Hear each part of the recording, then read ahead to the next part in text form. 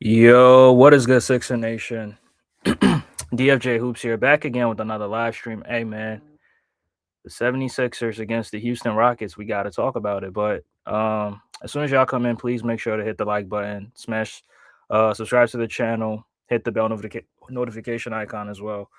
Yeah, let's get right into this. So now I missed the last two. I missed the last two games, which is the Indiana Pacers and the Phoenix Suns game, right? I missed those two games.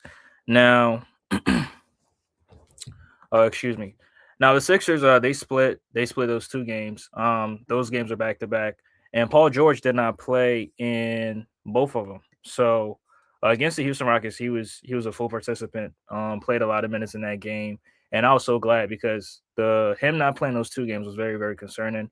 But hopefully, there's nothing wrong with them, nothing long term. So, uh, yeah, and the Sixers, they beat the Pacers and then they lost to the Suns. But let's talk about this Houston Rockets game. So the Houston Rockets came into town. Um, a very interesting game. It went down to the wire. The Sixers were supposed to win in regulation, but the officials made a terrible, terrible call, and the game went into overtime. And then the Sixers eventually they're able to pull it out in overtime. Pause if necessary. But yeah, let's start with the first quarter. Now the first, I'm gonna be real with y'all. I didn't really catch much of the first half, but from what I was seeing, in that first quarter, it seemed like Houston they had their offense was clicking for them, right? They were making threes, they were making shots, they were getting to their spots. Now, I mean, if you got Kevin Durant on your team, Kevin Durant is a cheat code offensively. Like Kevin Durant is going to get to his spots, he's going to make shots, he's going to make threes, he's going to draw a ton of attention, and other guys are also going to go off, right? And that's what Houston had. I mean, Dorian Finney-Smith was going off. Tyrese and came off the bench was going off. Those two guys came off the bench and gave them some useful production, right? And I think that's something that's a huge problem for the 76ers, which is the bench production. Um, our bench over the last few weeks, the bench production has been very, very, very, very terrible, right? Quentin Grimes has been, you know, he's been in a shooting slump. He's had some good games. He's had some bad games as well, and the production has not been what it was in the beginning of the season. So, but the Sixers were still able to win. I mean, Joel Embiid giving you a triple double, 30-point triple double, along with Maxey giving you a double double. I think Maxey had 36 points and 10 assists, and then a huge surprise: Kelly Oubre finished this game with 26 points, I believe. Now, Kelly Oubre, at some point, he got to 9,000 career points. So, congratulations to him. Very soon, he might be joining the 10,000 point club. And he's been in the league for like what 10 years. He came in 2015 with the Washington Wizards. Played for the Suns, played for the Warriors, played for the Hornets, and now he's found a home with the 76ers. But Kelly Oubre also chipped in with 26 points, I believe. And Kelly Oubre was making threes. He had a very, very good game, right? He got into a rhythm early, got comfortable. In the first quarter, he was going off. I think he dropped 10 points or 11 points in that first quarter, and he had everything going for him, right? Other guys, other notable guys, Dominic Barlow, being a hustle guy, being a hustle man, and then Paul George also doing the dirty work. Paul George came up huge for the Sixers, especially in that fourth quarter. Huge rebound, a huge block on Shangoon. We're gonna get to all of it, right? We're definitely gonna get to all of it. But as I was saying, I think the Houston Rockets, the offense was going good for them. They were making threes, and making plays. And I mean, the Shangoon versus the Joel Embiid matchup. I mean, two centers from two different generations. It was definitely a good matchup, even though Joel Embiid absolutely outplayed. He absolutely outplayed. What you call it? Alperen Shangoon. Now, salute to my guy Humble, Joel smoking that Ferg pack. Yeah, and I think that post that he made on Instagram, it was kind of him, kind of like giving, because I think back in 25 or maybe 2024 in the Olympics or whatever, I think they asked Korkmaz who was the best center or the best big man he ever played with, and I think the statement he made was, at first I thought it was Joel Embiid, but right now I think it's Shangoon. He said something to that sort. right? So I think that post was trying to remember or remind Korkmaz that yo, I'm better than Shangun, right? I think that's what the post was trying to remind him of.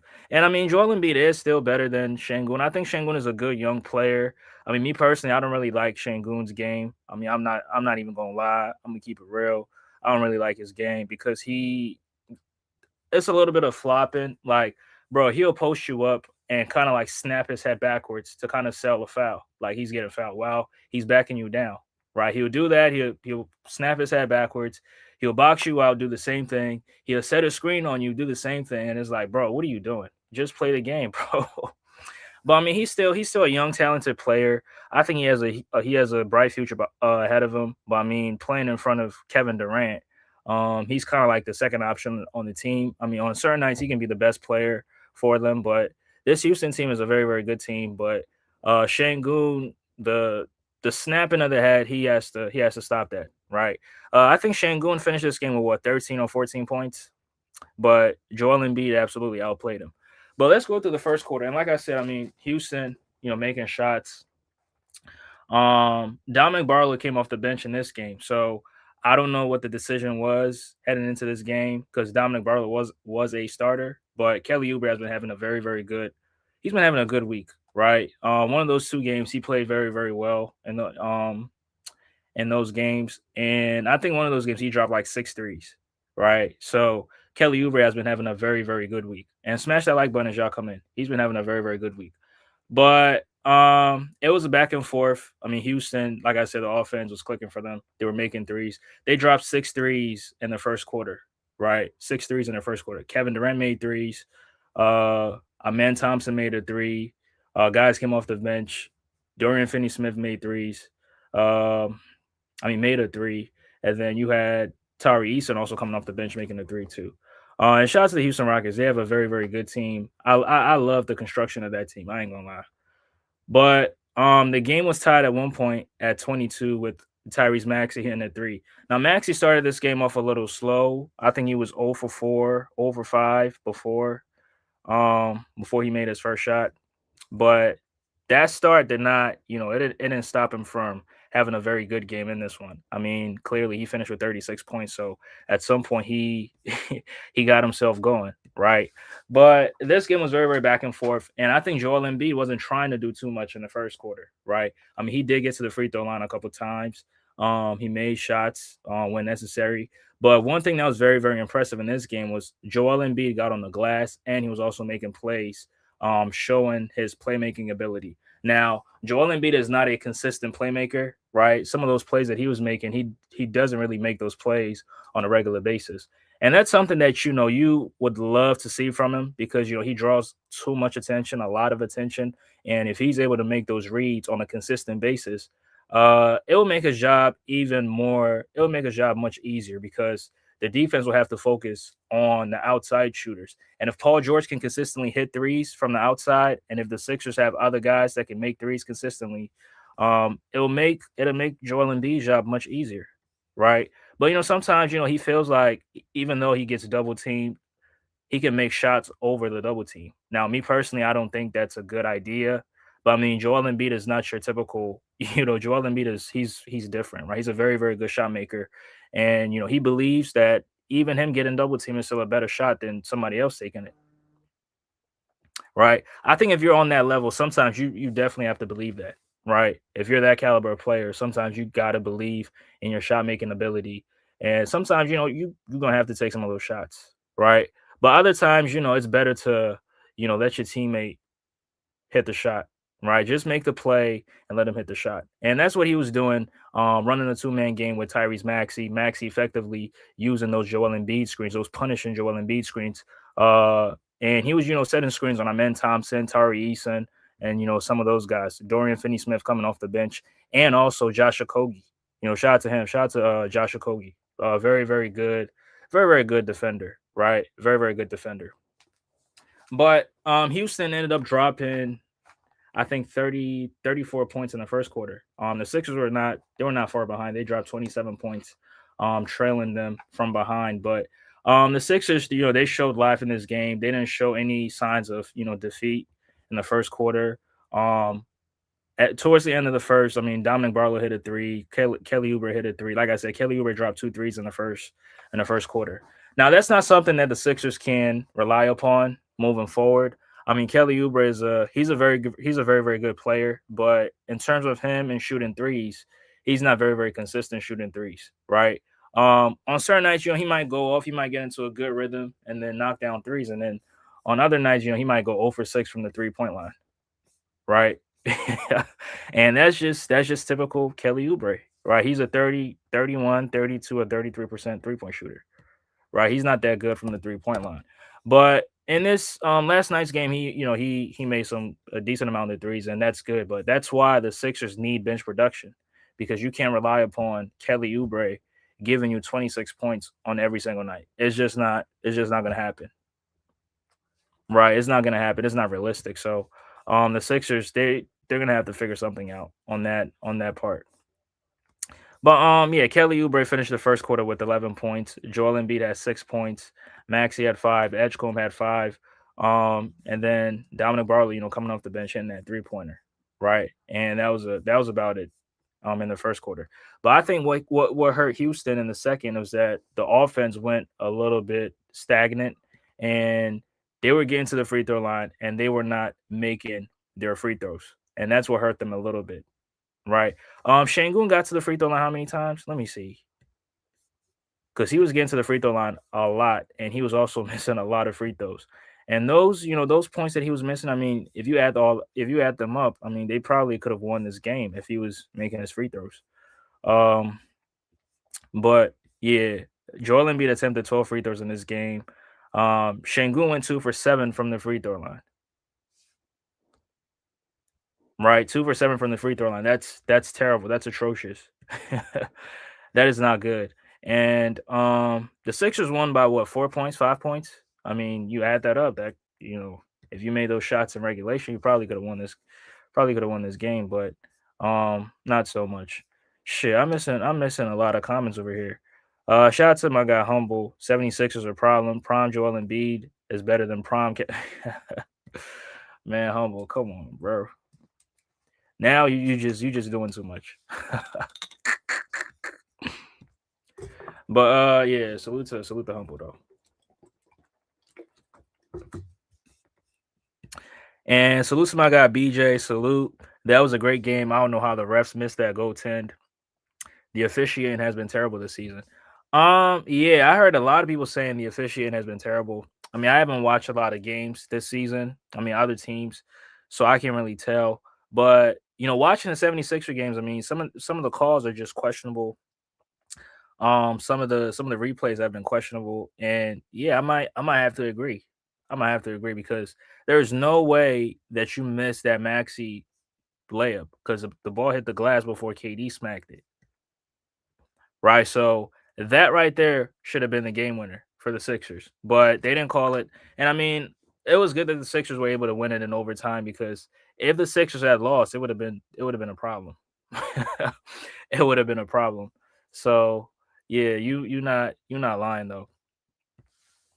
But the second quarter, that's where we saw Joel Embiid, making a lot of plays, right? Um, drawing those double teams and then kicking it outside. I think he kicked it outside to one point to a Paul George. Paul George made a three. VJ Ashko made a three. I think, if I'm not mistaken. And then, I mean, at some point, Kevin Durant and Joel Embiid were both going back and forth. Now, I think the coverage on Kevin Durant was okay. I mean, Kevin Durant, KD's one of the greatest scorers in NBA history, right? Even at an older age, 37, 36 years old, KD can still put the ball in the basket, right? At an efficient level.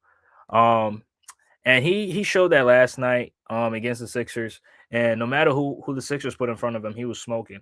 Paul George, Dominic Barlow, VJ Etchcombe, Maxey tried to contest him a couple times. Like, bro, if Paul George can't even guard him, Maxey has no chance whatsoever, right? But Kevin Durant, made some good. And prior to the game starting, I even said to myself, Kevin Durant is guaranteed 35 points. I don't know what made me say that. I just said he was going to get 35. Now he ended up this game with 36 points, but yeah, 36 points, so one more than what I predicted. So KD, I mean, he made five threes, got to the free throw line a couple times. He should have got to the free throw line more if we really think about it, because a lot of his shots, he was getting smacked on the hand, he was getting pushed, and there was a lot of contact on those plays, right? But KD was going off in the he says VJ was breaking. Yeah. But I think VJ did more. I mean, the shooting wasn't there, but he did more defensively, and especially in overtime when he had that huge offensive rebound and that huge putback, that really helped the Sixers. Helped the Sixers maintain the lead, right? Shooting from the floor. I mean, he didn't take a lot of shots, but yeah, he did break a lot of those threes. But I remember him making a 3 pointer too. So maybe that was early in the second quarter. And that came from Joel Embiid, playmaking. But and yeah, Joel Embiid went off in the second quarter. Kevin Durant also went off. I think Joel Embiid dropped was it 11 points, 12 points in the second. And Joel Embiid was getting to the free throw line a lot. And then I heard the commentators, using the word foul baiting. And I'm like, wait, when a player jabs, when a player pump fakes, and you're the defender and you get in the air, and the player shoots the ball and initiates contact, it's a foul. I don't know why y'all keep saying foul bait and shit. Like, bro, any defender that gets in the air that frequently, you're not a good defender. If you go for every fake, if you go for every jab, you're not a good defender. You're not disciplined. So how can you blame the offensive player for doing how can you blame the offensive player for doing what he's supposed to do? Right? Use the defender's momentum against them. Use the defender's aggressiveness against them. I mean, I don't know. That's what my coaches used to tell me. Use the defender's aggressiveness against them. So you can't blame offensive players if the defenders are not disciplined. The defenders got to be disciplined. You got to stay on your feet, right? Don't go for every fake, right? He says them dudes killing my vibe. Jared McCain should be logging. He should be logging minutes. Yeah, I agree. But I mean, Jared McCain has been. I mean, has been breaking too. He has been breaking too. And me personally, I mean, yeah, I agree. I still would give him a chance. I'm not giving up on him. I just think he's going through a sophomore slump. I think next season Jared McCain is going to be much better than he was this season. Right? I just think it's a slump. The injuries didn't do him any good. Um, yeah, two injuries. He's fighting two injuries or dealing with two injuries, a knee injury and a thumb injury. Pause. But he's going through it. He's not making any excuses. He's had some good games too, but a lot of bad games, a lot of bad, terrible shooting nights. And yeah, I mean, I think as NBA players, you go through that, right? As young players, you'll go through it, and it's up to the player to get better from it, right? It's up to the player to, take accountability, take responsibility, and just come back better next time, right? So, but yeah, I think Jerry McCain, with the Sixers needing, bench production, if Jerry McCain was playing a little bit better, I mean, that could definitely help the Sixers, right? It could definitely help the Sixers because the Houston Rockets they had a lot of production coming off the bench, and yeah, the Sixers only had what 15 points off the bench. So Tyree Eason and Reed Shepard by themselves, they had more points. I mean, almost the production that the 76ers had coming off the bench, right? So the bench production is something that the Sixers need to, we need to address that, right? We need to address that because Quentin Grimes is not, he's been inconsistent these last few games, right? So hopefully he can get better in the very near future too. But mid second quarter, late second quarter, Trendon Watford was in the game, and Trendon Watford was making some good plays too. I remember he made two good passes. One of those passes was I think Quentin Grimes had he backdoor cut, and Trendon Watford was able to find him with a bounce pass, and then Quentin Grimes was able to convert, and then he was able to get the and one. And then another play was an alley oop pass to Dominic Barlow, who was able to get the finish. So Trendon Watford, came off the bench, had some good offensive plays. Even though he does get cooked defensively, offensively, he was making things happen, right? And also when he was in there with Maxi, he was setting some good screens for Maxi as well. So I think they have a connection right there on the floor. They've got some kind of chemistry. I mean, I know they're best friends, but they have something. They got a connection on the floor, and it seems like Trent Watford always knows where Maxi is, and vice versa, right? But the 76ers, they would go on a 14-3 run to end the second quarter and take a 7 point lead, going up by 68-61, right? And that was because Houston's offense, they wasn't cooking in the second as they was in the first, right? Their offense cooled down a little bit, and the turnovers played a role in it. The free throws that the Sixers were getting also played a role in it, and Houston not making as many threes as they did in the first. That definitely contributed to that, right? So the 76ers played better in the second quarter than they did in the first. But they head into the third, and Kevin Durant starts to go off for the Houston Rockets. The next two possessions for the Houston Rockets, Kevin Durant makes back-to-back three-pointers. Within that stretch, Tyrese Maxey also hit a mid-range shot. But the very next play, it was Joel Embiid posting up Alperen Şengün, right? Got him on the block. ISO situation. Now Embiid backs him down, right? Uses the offhand, clears space, and then Şengün obviously flops like a fish out of water, falls to the ground, right? And that's where Joel Embiid gave him that stare. That's the post that he posted on Instagram. But after that play, Ime Udoka got a technical foul, right? And he got a technical foul because he was talking to the officials, and he was kind of complaining that should have been a foul. That should have been an offensive foul because Joel Embiid he's not supposed to extend that arm and clear that much space. So he was very, very furious. But I mean, Embiid just, he was just playing his game, not focusing on anything. Embiid was locked in the whole night and not letting anybody distract him. And that matchup, he took that matchup very, very personal. He took that matchup very, very serious. Now, I'm not saying that Şengün did not have good plays on Embiid because he did. He made some good plays to Tari Eason in the corner for threes. He made some good plays to Dorian Finney-Smith for threes, and also some good plays to Jabari Smith in the dunker spot. Now, the Sixers, they gave up a lot of easy opportunities in that dunker spot. And Jabari Smith, he has some easy dunks. Amen Thompson has some easy dunks too. Let's not forget about him. Amen Thompson, I mean, first of all, Amen Thompson has been playing very, very well at the point guard position with Fred VanVleet going down to start the season off. And I think he's doing a good job. I think he finished this game with 9 assists, if I'm not mistaken. So, he was making some good plays. But the Sixers, trying to prioritize the 3 point line, ended up giving up some easy opportunities in the dunker spot. And that's something that they got to clean up. Now, you got to prioritize the 3 point line, but also you got to prioritize the dunker spot because that's the highest percentage shot on the court. If you give up easy opportunities to somebody in a dunker spot, they are going to kill you every single time. Right? They're going to get easy opportunities, easy looks underneath the basket because it's uncontested. Right? So prioritize the 3 point line while also focusing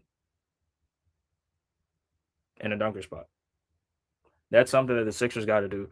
But, Şengün has some good plays, but I mean, Joel Embiid absolutely outplayed him. But I think that technical it was kind of funny because Şengün was doing the same thing on the offensive side, right? When he was posting up Kelly Oubre, posting up some of these other guys, he was doing the same thing, right? Clearing space and trying to finish the basketball on the other side.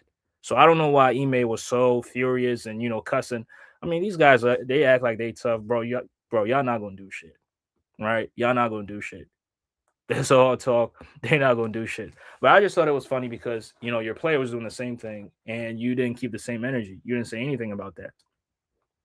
But, I mean, they call the technical foul. Joel Embiid heads to the line, shoots a technical free throw, what have you. But the Sixers, they continue to, maintain the lead. The Sixers were able to maintain a 5, 6, 7 point lead at all times, right? That's when Kelly Oubre started to go off, hitting a three, getting to the basket. He had a dunk too, had contact, looked at the officials. The officials didn't give him the call. but that's when he hit the 3-pointer and then officially got to 9,000 career points. And I was happy for Kelly Oubre, happy for him. He's playing for a contract, so we'll see how that goes in the offseason. But the 76ers go up by, I think, by 9 points, 9, 10 points. And, Houston called timeout. They talk some things over. They come back in. And then the Houston Rockets go on a 10-0 run to tie the game, right? They go on a 10-0 run to tie the game late in the third quarter. But the very last possession, the 76ers had it, and Paul George, he got to the midi, shot the midi, and made the shot, shot clock cheese. And then it put the 76ers up by 2 points. Now, like I said, Paul George, we didn't really see his impact offensively, but defensively, he was very, very much alive, right? Like the rebounds that he was getting late in the games when the Sixers were getting those stops, the huge block that he had on Alperen Şengün, and then also heading into overtime, he has some good defensive plays too, from a point of attack standpoint. And also, he hit that big three to put the Sixers up by 3 points to start off overtime. So, you didn't really feel him offensively, but defensively, his value was, the impact was definitely there, right? And also the defense on Kevin Durant. Now, KD is definitely going to go off. Kevin Durant is going to go off. Now, you definitely need some, some resistance. If not, KD's going to drop 40 or 50. You need some resistance for Kevin Durant. Else he's just gonna go off. Even though I predicted that he was getting 35 points. Easy. Because KD always goes off against the 76ers. Right?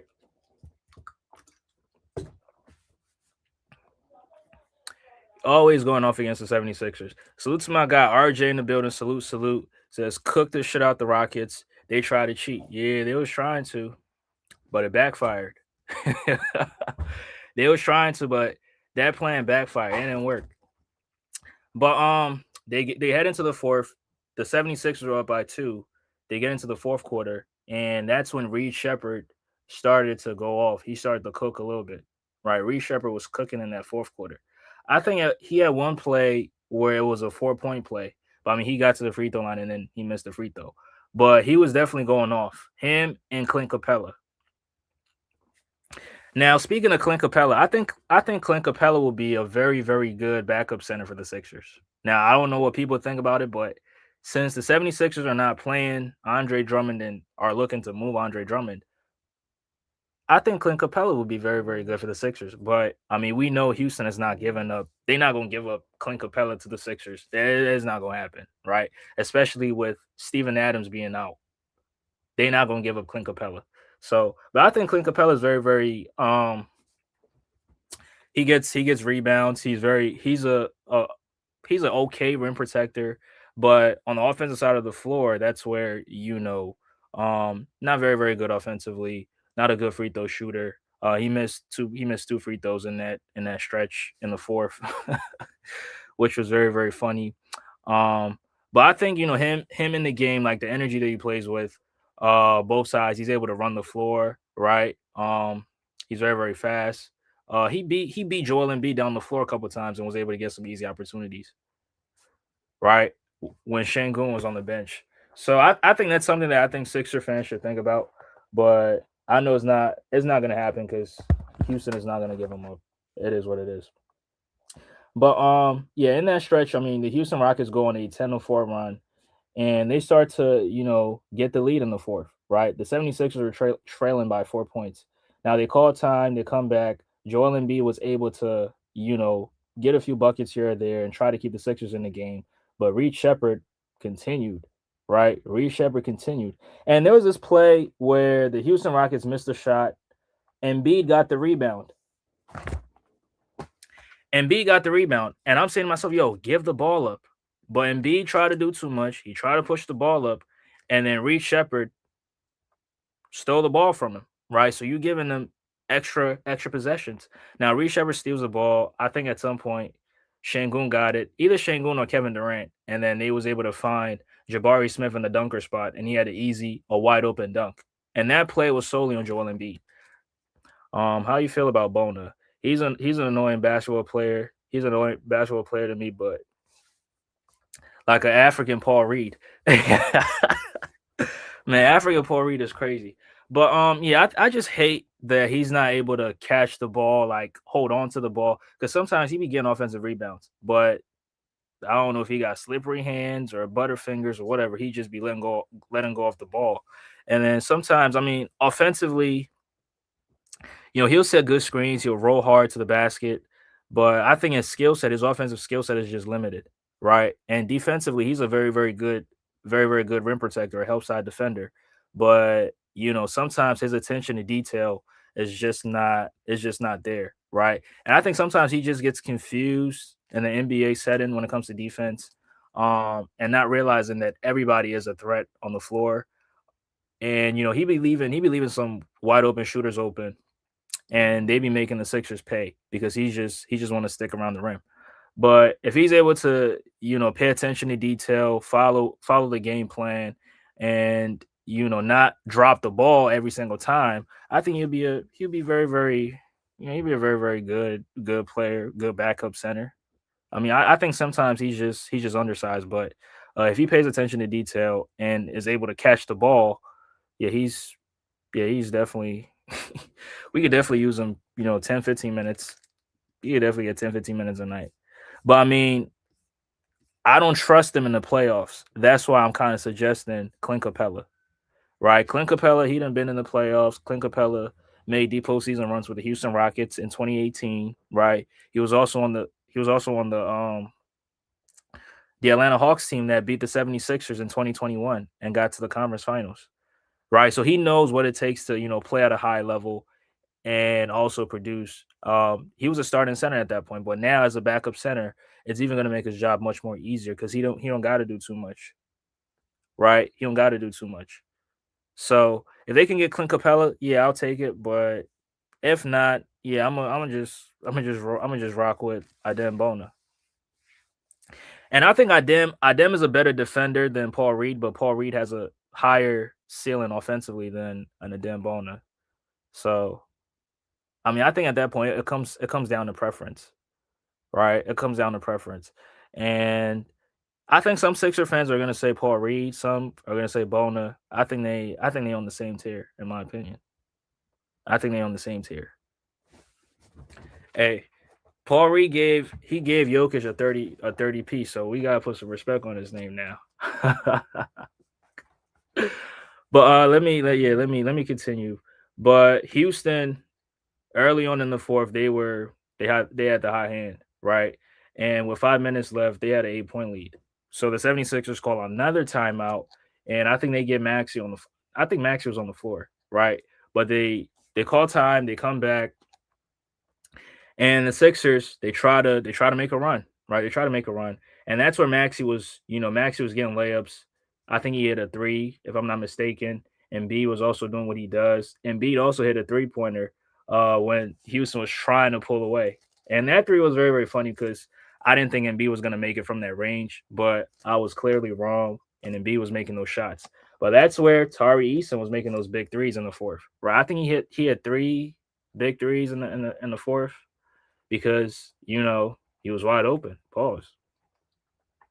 But Paul George hits a huge three, and they cut the deficit to two, and then Tyrese Maxey was able to tie it up.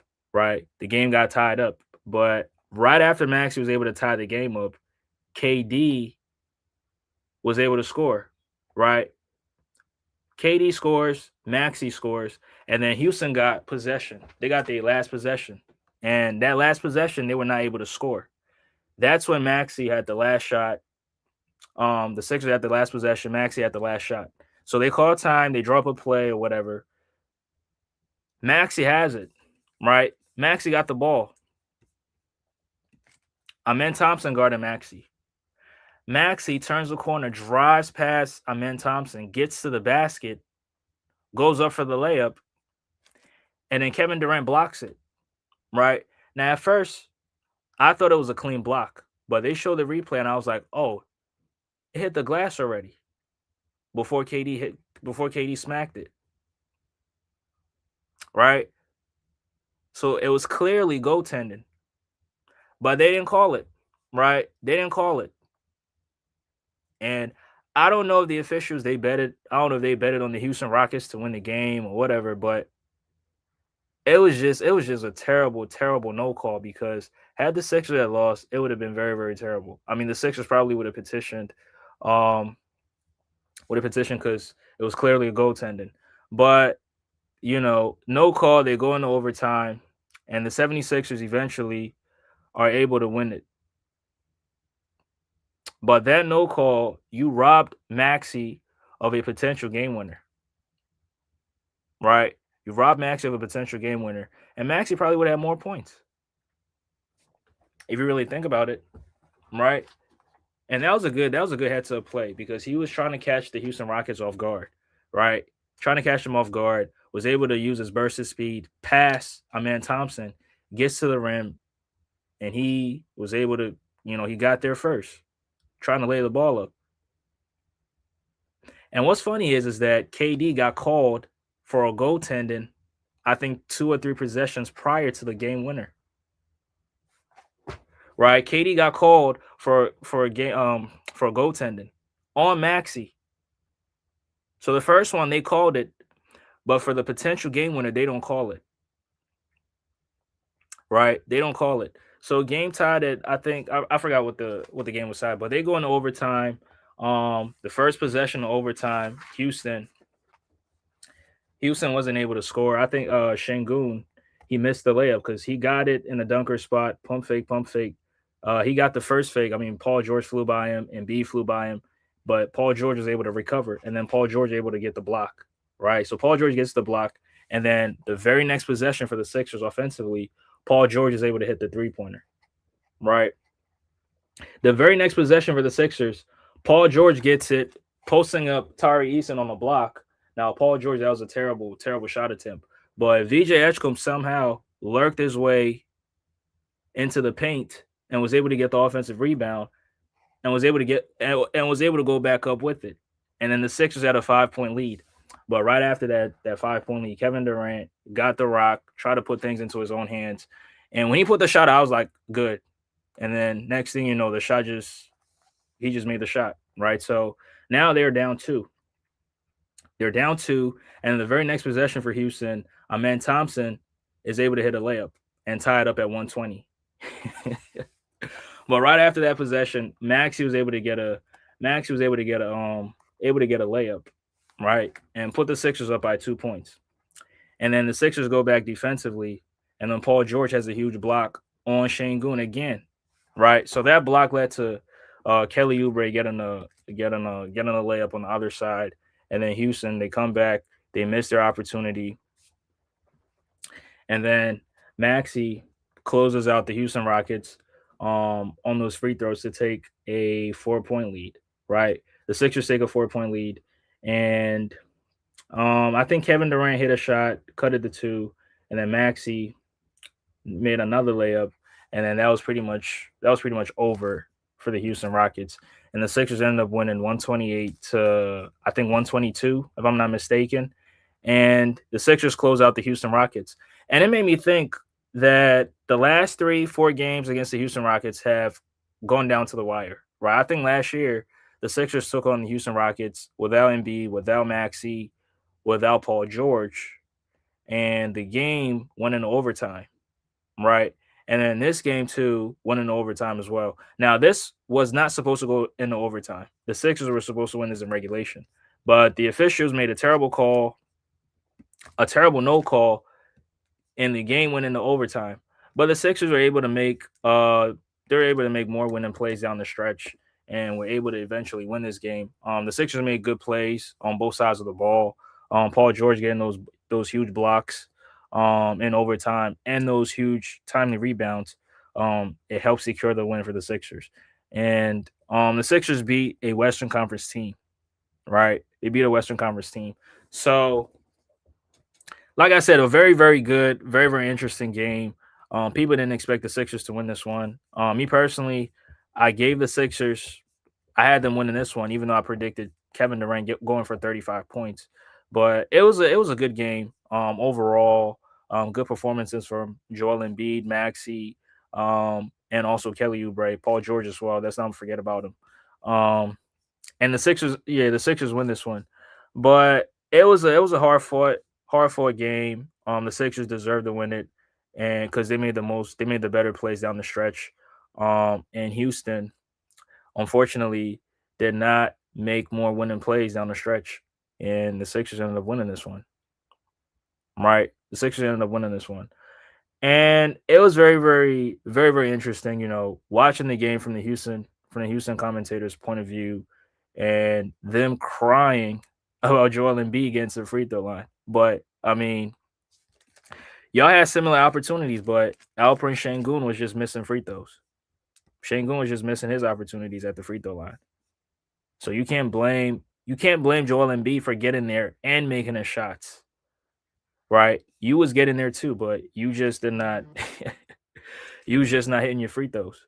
Yeah, they was terrible at the free throw line. Yeah. And like I said, Şengün missed like 5, 6 free throws. Right? They missed. So Houston as a team, they missed 12 free throws. They was 12 for 24 from the free throw line. That's crazy. That's crazy. That is crazy. But yeah, free throws. I mean, people don't look at free throws as a huge part of the game, but if you make your free throws, sometimes you don't put yourself in certain situations or certain predicaments, right? You miss that many free throws and you had that many turnovers. If I'm not mistaken, they had more turnovers than the Sixers, but I could be wrong. But yeah, if they made their free throws, they probably would have had a chance to win this one.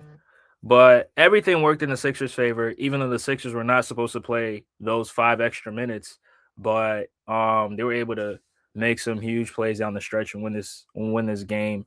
I enjoyed the matchup between Embiid and Şengün.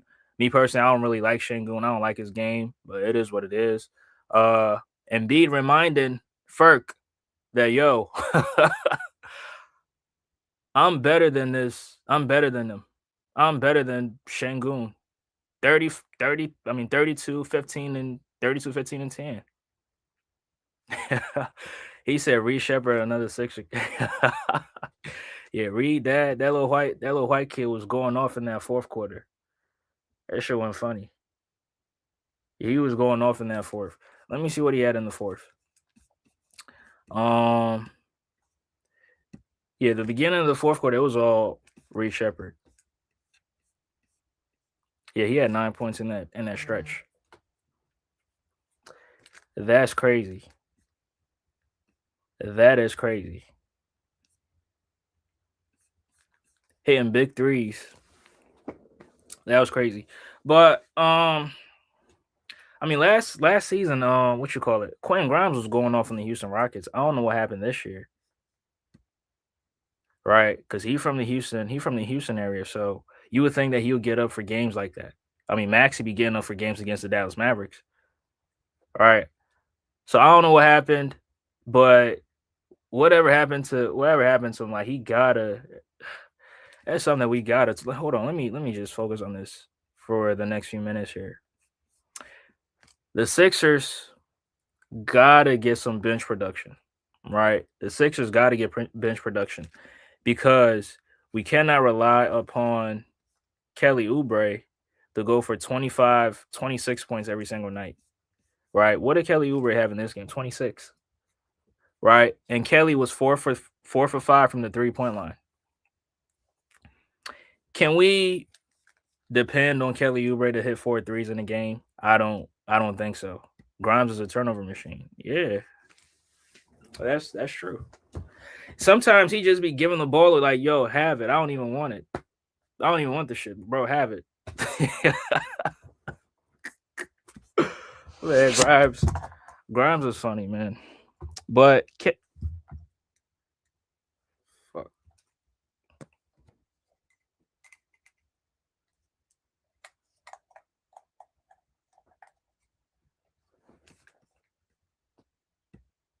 Oh, my bad, y'all. My bad.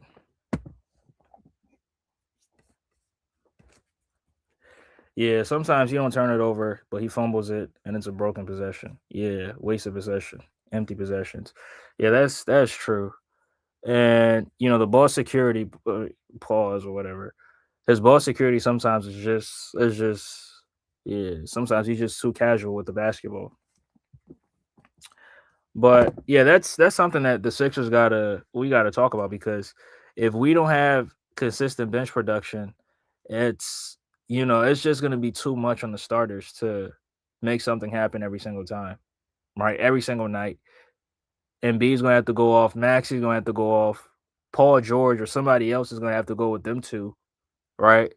And with Paul George, I don't know if Paul George can, give you 20 a night with the defensive assignment that he got on a nightly basis. I don't think it's gonna happen, right? I don't think it's gonna happen. On certain nights, he might get hot from the 3 point line and then go off, but it's not gonna be consistent, right? So the bench guys gotta step it up too, right? That's where the Quentin Grimes comes in. And I mean, Jerry McCain is not with the Sixers right now. He got another duty with the G League team. I mean, I don't know if he can do both, but yeah, Quentin Grimes, whoever comes off the bench, they gotta do a better job. Adem Bona gotta do a better job offensively too. If he's able to catch the ball, set good screen. Now he be setting good screens. I ain't gonna lie, he be setting good screens, right? But he'll set a good screen, roll to the basket, and sometimes Maxi will thread the needle. He'll catch it, and then it'll slip through his hands, and then go travel out of bounds. Man, you gotta love it, man. You gotta love it. But I mean, I still appreciate the hustle, the grit that he plays with every single night. But you gotta give us something offensively too, because sometimes there's easy opportunities when you roll hard, right? When you set those screens and roll hard, sometimes these guys are not the other team. The defense is not able to, tag the rollers, tag cutters, and sometimes you find yourself like wide open at the basket. Right now, it's a different thing if Maxey's not passing you the ball, or some of these other guys, Quentin Grimes is not passing you the ball, somebody else is not passing you the ball. But when you get it on the roll, like you should be able to finish it. You should be able to secure the ball and then finish it at the basket and not turn it over, right? And that's an issue that we have with Adem Bona. Now Adem Bona, I mean, you're not gonna outrun him on the court like Embiid. I mean, Embiid be like Clint Capella outrun like Clint Capella got up the floor, able to get some easy opportunities past Embiid, but that's not happening to Bona, right? We all know that.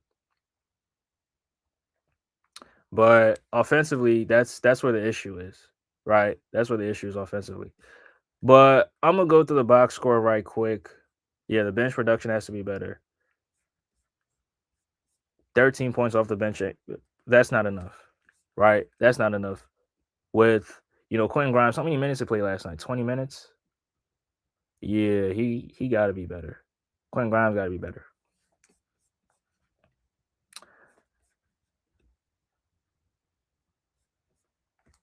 Yeah, absolutely. We definitely got to go on a win streak because the Sixers are the sixth seed. I think the sixth seed because they was in the play-in after those two losses to the Cleveland Cavaliers. Yeah, the Sixers need to go on a win streak for sure. Now I'm gonna put. Hold on, let me look up the Sixers schedule. But huge win against the Houston Rockets. I ain't gonna lie, huge win because the Rockets is one of the best teams in the West. So yeah, they the fourth seed. So that was a huge win. But the Sixers are the fifth seed right currently. So wow, they get past the Cleveland Cavaliers. So let me look up the schedule right quick. So they take on the New York Knicks Saturday night. Nah, hold on. They take on the Knicks at 3 o'clock on ABC, and then Monday they take on the Hornets and then take on the Bucks. Now the Sixers have the Sixers been playing the Knicks very, very good, right? The Sixers been playing the Knicks very, very good, and I think the Knicks should duck the Sixers come playoff time, right? Because the Sixers is just a bad matchup for them. But maybe against the Sixers at home, maybe in this one, the Knicks might luck up and get a victory against the 76ers. Even though the Knicks are looking very, very terrible.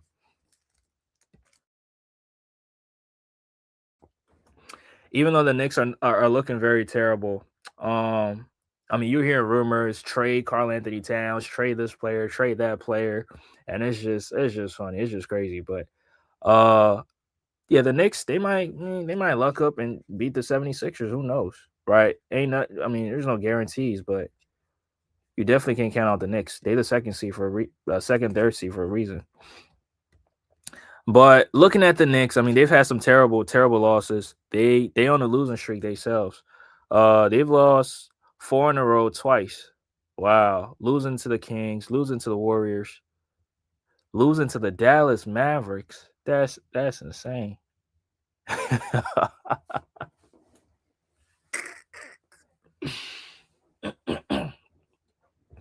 But I think this win against the Houston Rockets, that's definitely going to give the Sixers some kind of motivation. It's definitely going to motivate Kelly Oubre moving forward. I mean, Kelly likes playing against the Knicks, right? He loves playing against the Knicks. He loves that matchup. So definitely going to be huge for him. I mean, VJ and Maxi, VJ Max, they be going off on the Knicks like it's nothing, right? So the Sixers, they got a shot.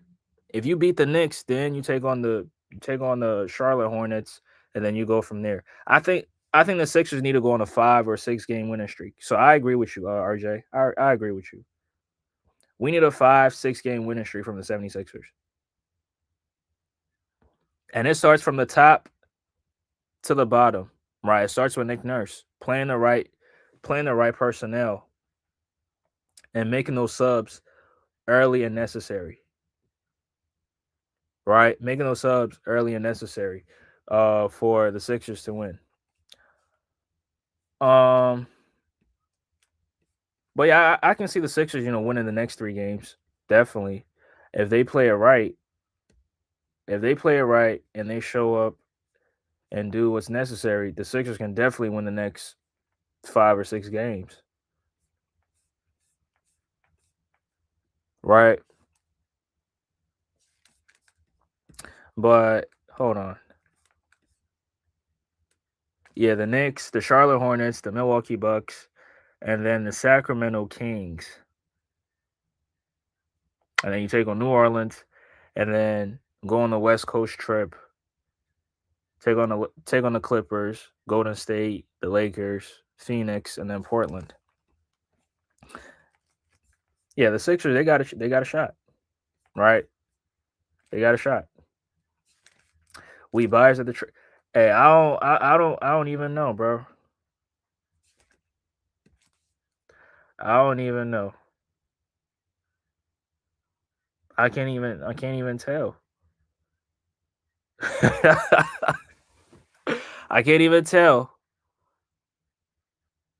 because this trade deadline is going to be very, very, very, very tricky. This trade deadline, I mean, not even just the Sixers, like the entire NBA is going to look different, and there's going to be a lot of surprises too. There's going to be a lot of surprises, but hey, we might. I'm not going to be surprised. We might. We might. Oh man. Yeah, Josh Harris. Yeah, he don't want to pay no tax. Yeah, these owners, they want to make the most amount of money, paying the least amount of tax. Right. So I'm not even gonna be surprised. Smash the like button as y'all come in. Smash that like button. Appreciate y'all. Let me go through the box score right quick. And so Houston, Kevin Durant came to Philly, came to South Philly. They gave the Sixers 36 points, 7 rebounds, 3 assists.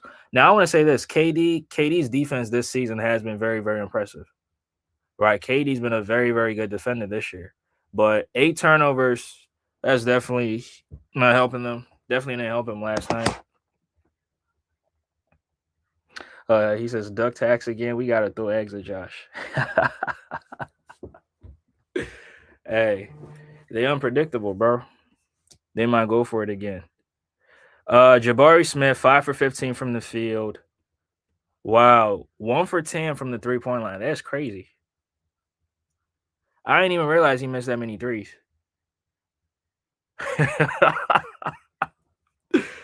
Jabari Smith with 13 points, 4 rebounds, 5 assists. Bro, you're 7 foot. Bro, grab rebounds, bro. But Alperen Şengün, 5 for 14. But RJ, what you think of Şengün and his game? Because I don't like his game. I don't like the snapping of the head backwards and trying to sell a foul. Like, bro, you posting up somebody and you just snapping your head back, trying to make it seem like you're getting fouled. You're not getting fouled. But he finished with 13 points, eight eight rebounds, 7 assists. Josh Okogie gave you 8 points, 2 rebounds, 2 assists. Amen Thompson gave you 17 points, 9 assists, and 9 assists and 6 rebounds. Like I said, he had 9 assists. He said he had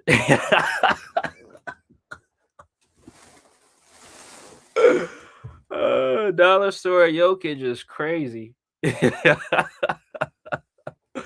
A low budget Jokic. Yeah, that is crazy.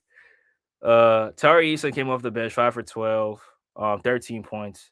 He was 3 for 7 from the 3-point line. 9 rebounds and 2 assists. Dorian Finney-Smith, 6 points, 2 rebounds, 1 assist.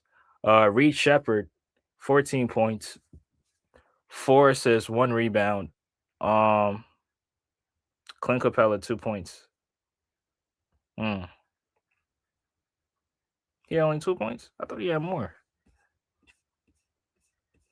That's crazy. Now the 76er side, Kelly Oubre, 10 for 14 from the field, 4 for 5 from the 3-point line. But then again, Kelly Oubre will not hit 4 threes in another game. So that's when that's when those other guys are gonna have to step up. Now Paul George be getting some wide open threes and he be breaking them in the corner too. But somehow we'll make a 3-point off the dribble. So those open threes, you're gonna have to hit those. Now I'm hearing Paul George on the trade block. I don't know how true that is, but if it happens, hey, the Sixers they better get some value for him, right? You better get some value from him, and you better get somebody who is willing to take that role and excel in that role too. But 10.6 rebounds, 4 assists, 3 steals, right? Joel Embiid, I think Joel Embiid was a player of the game. 32 points, 15 rebounds, and 10 assists. That's probably the most rebounds that he got in the game. A couple tip ins, right? Tipping the ball up. Yeah, we know we know how these guys be padding their rebounding numbers. but 10 assists, that's so impressive, right? 10 assists, 5 turnovers, right? So definitely making some good reads out there. And guys was also making shots. So salute to each and every person, bro. Salute to each and every person. VJ Edgecombe with 9 points, 7 rebounds, 4 assists. Again, he was very, very huge defensively too. And I love the fact that he was taking the challenge on he was taking the challenge on KD, right? He was taking the challenge on KD. Now, I mean, sometimes KD smoked him, put that forearm to his chest, able to create separation, make the jumper, right? He wasn't phased. But I just love the fact that a rookie will be willing to take that matchup and go up against one of the greatest scorers in NBA history. Me personally, I think he's number 2 behind MJ. But that's a different conversation. But he's that lethal, right? KD is that lethal. And VJ was, he wanted all the smoke, right? He wanted all the smoke and wasn't backing down. So definitely love that from a rookie. Maxey, 36 points, 10 assists, 2 rebounds. Maxey was cooking late in the fourth and in overtime, right? Even though he started off 0 for 4 from the started off 0 for 4 for the game, but he didn't let that get in the way. He definitely went off. 15 for 28 from the field, 53% from the field. That's great.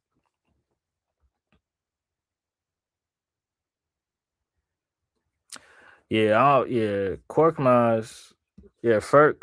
I don't know what's going on with Ferk, bro. I don't know what's going on with Ferk. And B had to remind him like, yo, nah, nope, 30-point triple double.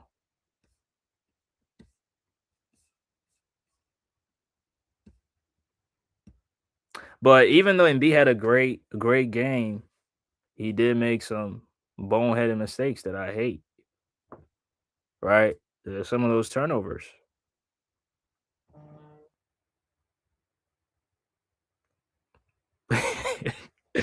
Bro, when Reed Shepard stole that ball, that was like a mouse. Bro, that shit was funny, but uh yeah, probably could have ruined a great performance, but um I mean Embiid sometimes he gonna do what he do, bro. He gonna do what he do. But yeah, Maxey, 36 points, 10 assists, 2 rebounds. Dominic Barlow off the bench, 7 points. Now, Dominic Barlow was having fun early in that second quarter, right? He had a stretch where he was really having fun on both sides, scoring and also picking up KD, even though it was just KD wasn't even looking at him. Like it was just easy for him. But he was having fun out there, right? He was having fun. And he played 21 minutes. So maybe, I mean, Nick Nurse might start going with them off the bench. I mean, who knows? But 7 points, 5 rebounds. I mean, Dominic Barlow is not somebody I look to for points, right? I'm not counting on him to score a whole bunch of points, whether he's starting or coming off the bench. But the hustle plays, the rebounding, running the floor, the backdoor cutting, the offensive rebounding, like, yeah, I think that's his role. That's what he does best, and that's what I look for. Now, if he's wide open in the corner, yeah, I expect him to make threes too. But for the most part, I'm looking at the dirty work. Like, go get your hands dirty. Go pick somebody up full court. Go set screens, right? Go tag cutters. Prevent rollers, right? Tag cutters, tag rollers. That's what I'm looking at him for, right? Quinn Grimes, 1 for 2 from the field, 3 points. And those probably came in the second quarter, right? Those probably came in the second quarter. I didn't Bona 0 points, 3 rebounds, 1 assist, 1 point. All right, bro. Trendon Watford, last but not least, Trendon Watford, 2 for 3. He had 4 points, 3 rebounds, and 3 assists in 11 minutes. That's solid, right? That's solid. 76ers, 128, 122, almost 130, right? Almost dropped 130. So yeah, Ferg, I don't Cork Miles, I don't know, man.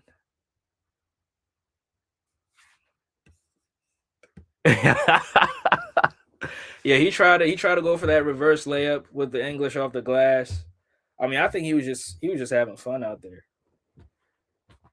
I think he was having fun and thought it was gonna drop, but it just didn't. Yeah, the refs did cheat. Yeah, they did.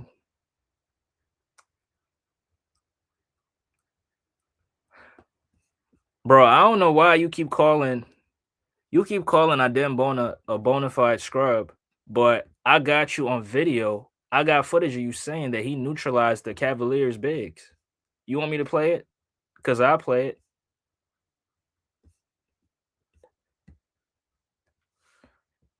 Fuck it. I'm gonna go look for it. Hold on.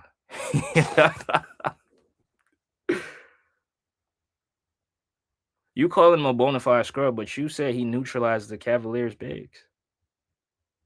I hope I find it.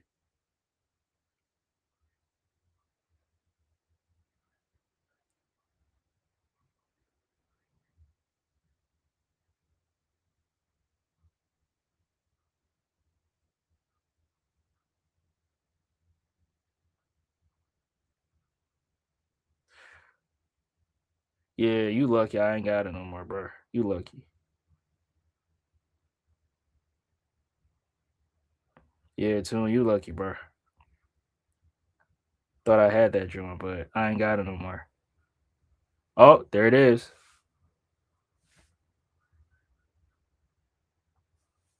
Now hold on.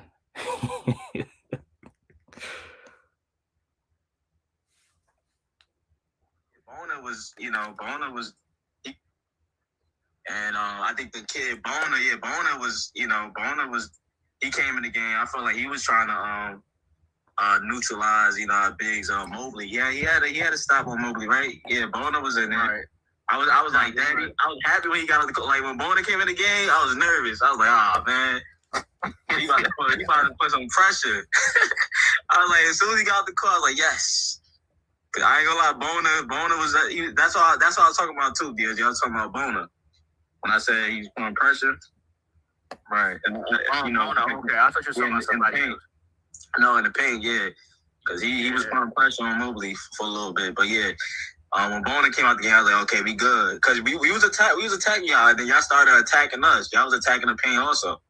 Right. So, and I think the kid Bona, yeah, Bona was, he came in the game. I felt like he was trying to neutralize, our bigs Mobley. Yeah, he had to stop on Mobley, right? Yeah, Bona was in there. Right.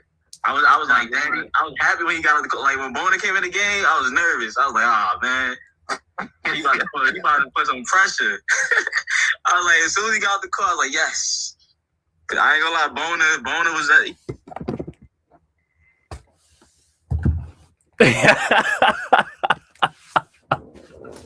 Yeah, he talking shit, RJ. He talking shit. He calling Bona a scrub, but why would you be nervous when a scrub checks in? Yeah, you got to. You got to though, bro. You said what you said. Yeah, you got to because you ain't got no choice. You ain't got no choice. But yeah, that's Cavaliers talk. Giving Bona his props. He was nervous of Bona in the game. But now all of a sudden he a bona fide scrub, bro. Get out of here. But yeah, huge victory, good victory from the 76ers. Yeah, people that thought the Sixers can compete with teams like Western Conference teams or teams that are looked at as contenders, the Sixers can compete with everybody, right? They can compete with every team. Um, we all know the only thing stopping the Sixers is health, right? If the Sixers is healthy, the Sixers can compete with anybody. The Sixers can compete with anybody. Now, there's teams that are bad matchups for the Sixers for sure, but the Sixers can definitely compete with every team on any given night, and they showed us against the Houston Rockets,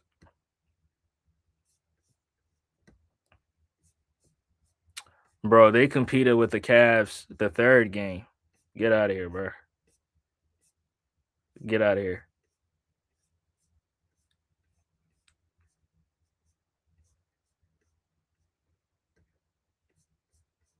The Cavs escaped the Sixers in the third game, so sorry, but yeah, I was gonna say something. I forgot.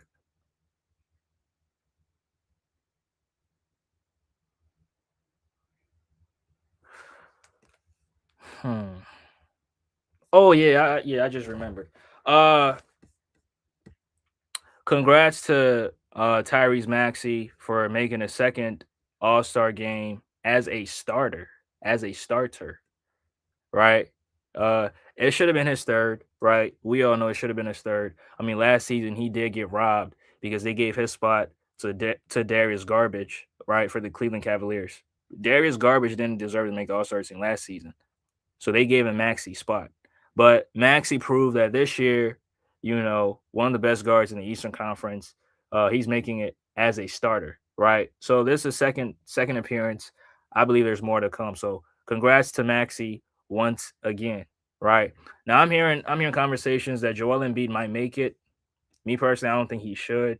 I don't think he's played enough games, right? I don't think he's played enough games to make the All Star team. But hey, who knows? They might. Nah, Darius garbage, bro. Garbage. Yeah, Garland.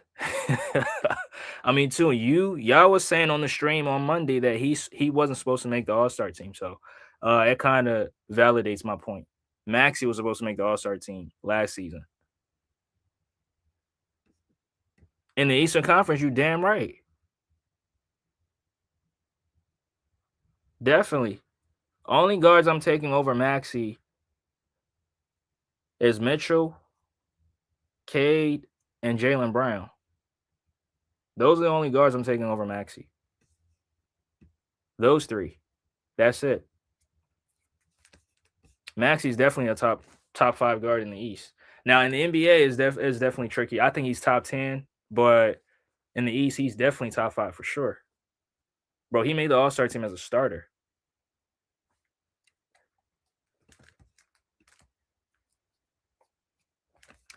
Top 5 player in the league? I don't think so.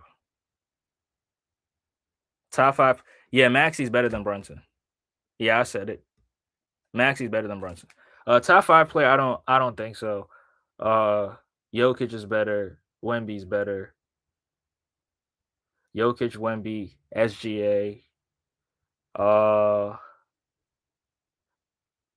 Yeah, a couple of players. I mean, Luca.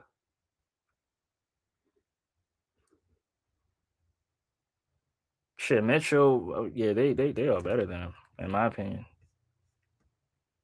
Yeah, Jalen Brunson is one of the worst defenders in the league, bro. Like Jalen Brunson is not giving you any value defensively. At least Maxey from time to time he'll get you a couple steals. He'll play in the passing lanes, right? Maxey got 8 steals, 9 steals against the Pacers.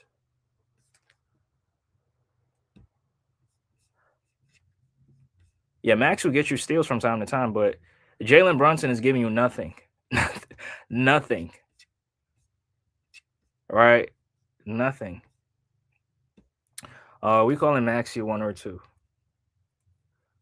Maxey's playing the 1. So VJ playing the 2. So you gotta put Maxey at the 1. But I'm talking about guards, like guards in general. Like every guard, like point guards and shooting guards. When you combine them, Maxey is top 5 in the Eastern Conference.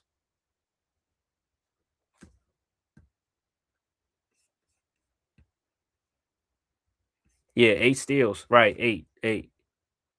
Yeah, and he's top 2 in steal. Exactly. So at least he's giving you some value defensively. Now he's not a point of attack defender. He ain't got the size. Pause. Right, he ain't got the size. But I mean he be getting a few weak side blocks too. Right. He be getting a few weak side blocks, but he be playing in the passing lanes. Top 3 in points per game and top 2 in steals. That's insane. Yeah, that's a little bit of two-way play. I mean, I think two-way to be considered a two-way player, like you obviously you got to be great offensively and then defensively. You got to give us something huge defensively, not just like playing in the passing lanes. Like you got to give us more defensively, right? You got to give us more defensively. So I can't consider Maxey a two-way guard. He's not a two-way guard. Jaylen Brown, that's a two-way guard. Cade Cunningham, that's a two-way guard. Nobody who called Maxey a two-way player. Nobody called him a two-way player. But all I said was he gives you value defensively playing in the passing lanes.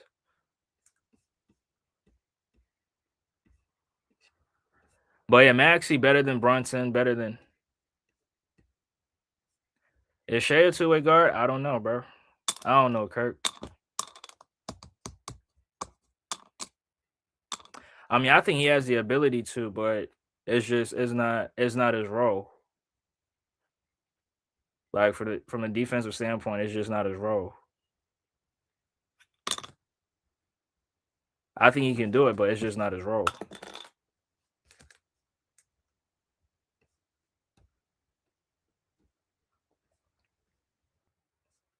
Yeah, but Jay, I think it should be beyond the stats though. It should be beyond the stats. we should look beyond the stats, not just looking at the stats. Because the stats sometimes the stats can be a little bit deceiving,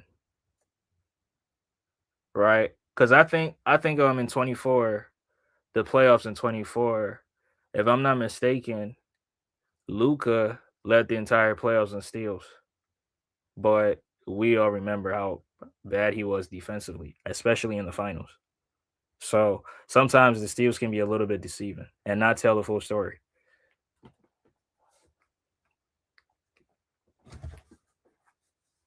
But yeah, salute to my guy Kirk. Appreciate you, Kirk. Yeah, I know Kirk gonna always make sure that his guy SGA is in the conversations. If you look at Maxey's stats, he might make all defensive second team. Really? I mean, I get it with the steals, but I mean, I seen Curry lead the league in steals, but he didn't make the all defensive team. I mean, sometimes those that lead the league in steals, they do make it. I mean, Jimmy Butler, he's made it. Bum Simmons, Benny the Bust, he's made it. This, but I mean, Ben Simmons was giving you more than just playing in passing lanes. Ben Simmons is picking up, playing point of attack, also getting you rebounds and shit. Yeah, he averaging 3 steals. Yep, that's right. But I think it's just better candidates than Maxey, especially at the guard position. It's just better candidates. So he might. Let me see. Yeah, his stocks are high. His steals and blocks are high. Stocks.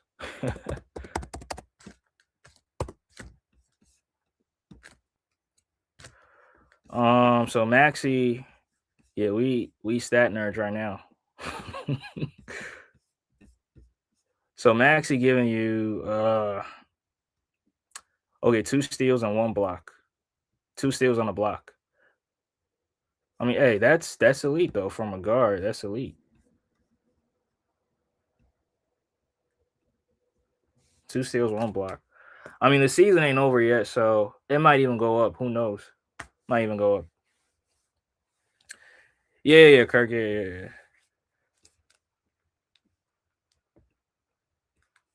Nah, Maxey not no new AI. Maxey is he's his own personality. AI is his own personality, bro. In his position, he's the best defensive guard in steals and blocks. The best defensive point guard. Now, maybe Davion Mitchell might not have the numbers, but is he a better defender than Davion Mitchell? I don't think so.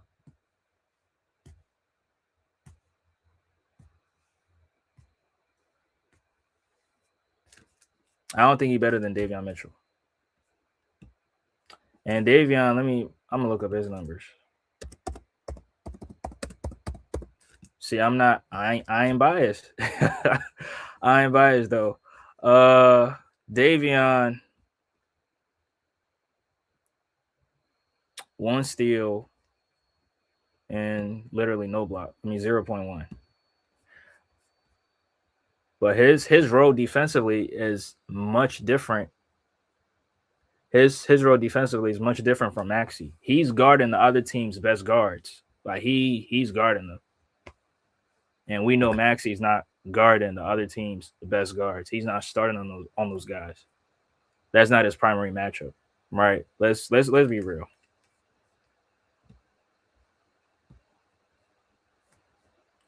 One steal and 0.1 blocks.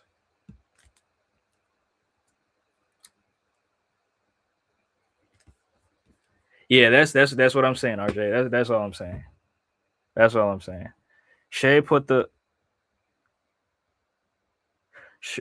their blocking centers and steals. Blocking centers and steals the ball. SGA plays both ends, but not elite on defense. Yeah, SGA is elite, but like from a point of attack standpoint of view, that's not what SGA is doing. Like he's capable of doing it, but he has a bigger role offensively, so they don't put that on his plate. And that's all I'm saying. I mean, a few other teams too.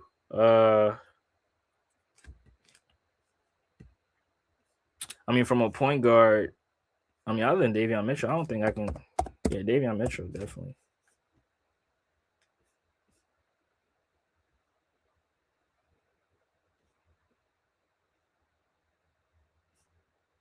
Maybe Jalen Suggs.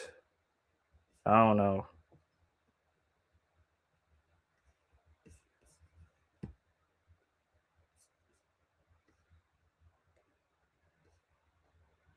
Oh shit, Amen Thompson. Is Maxey better than Amen Thompson? I don't think so. Defensively, I don't think so.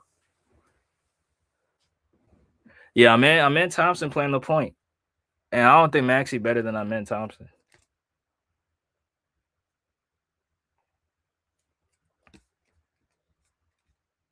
Right, exactly.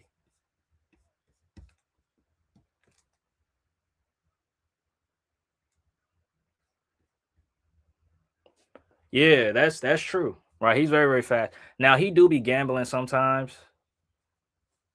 He do be gambling on some of those plays, but yeah, use your quickness and play in those passing lanes and get those steals. Yep. And I think that's his only value defensively. That's how you can get the most out of him. If you tell him to go be a point of attack defender, he gonna get blown by almost every single time. Yeah, yeah.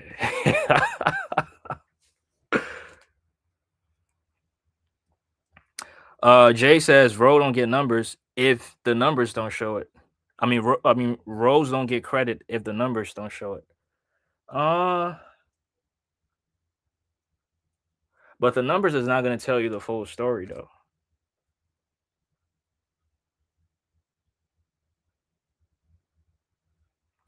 Yeah, I don't know if you've seen the clip, RJ. I don't know if you've seen the clip where Donovan Mitchell was like left wide open.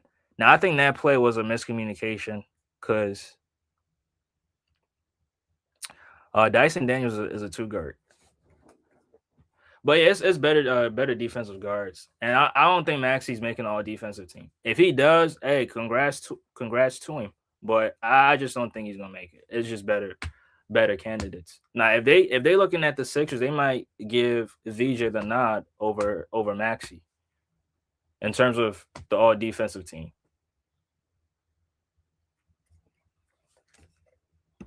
Yeah, I meant is a wing, but he's playing the point guard position. He started at point guard last night.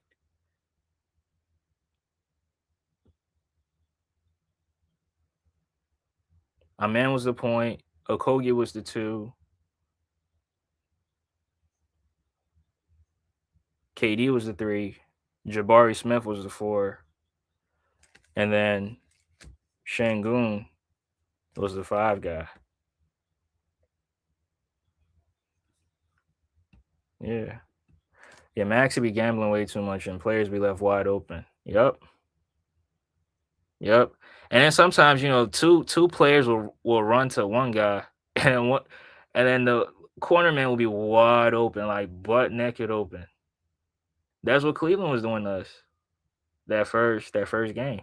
And that's how DeAndre Hunter was getting them threes.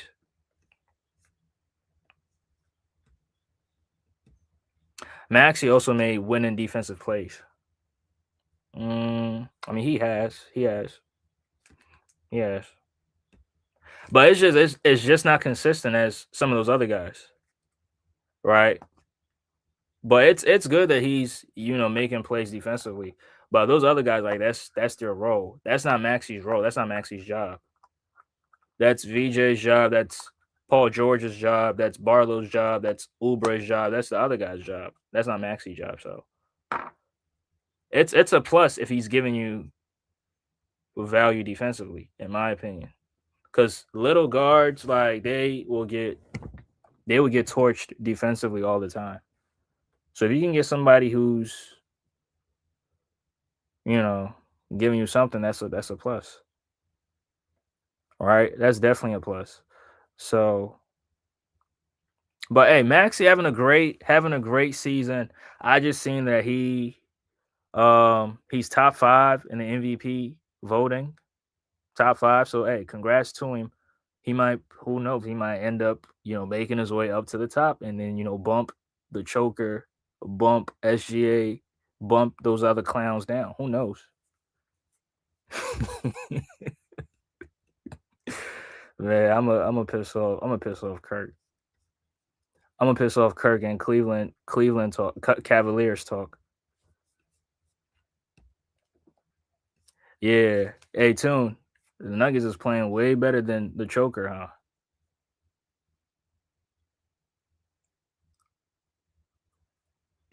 Detroit better. Yeah, Detroit's better than the Sixers. You ain't gonna get no argument from me.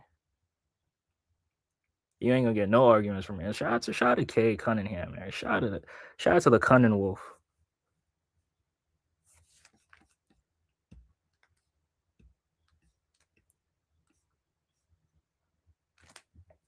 Yeah, but I think that's everything, man.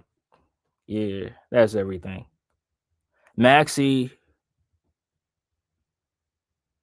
Maxi gonna make the second team on NBA this season. I don't think he's gonna make first because the first is probably locked up.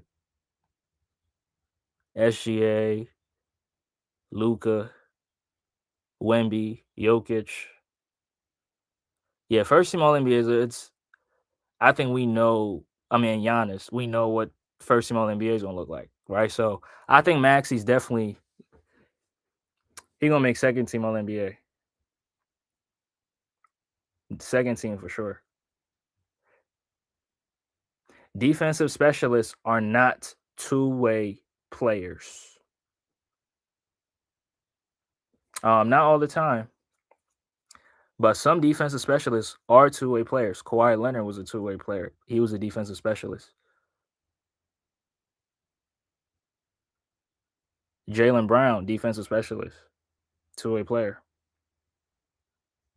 I think Amen Thompson is the next two-way player. Does he make the first team All NBA? No, I don't think so. First team All NBA is locked. Jokic, Giannis, Wemby, SGA, and Luca. Y'all can write it down. Y'all can write it down. Jokic, like those guys are gonna make first team All NBA. So if you're somebody looking to make the All NBA team, just shoot for the third team or the second team, because you're not making first. The first team is locked up, right? It's for the international players. They gonna make first team.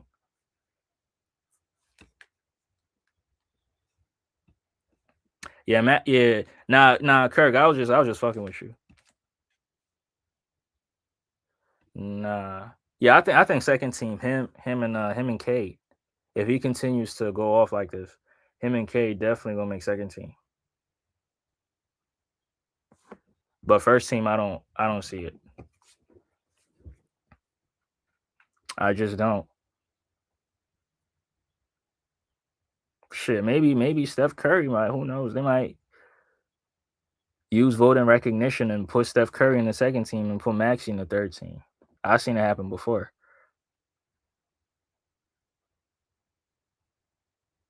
I've seen it happen before. He said playoffs will determine who gets in first team. Not necessarily, because in the 2023 season, the Dallas Mavericks and the OKC Thunder, they both missed the playoffs, but Luka and SGA made first team All NBA. So yeah, the All NBA team is based on the regular season. Now sometimes they might put, I mean, look at somebody balling in the playoffs and then put them in there, but usually it's just the regular season.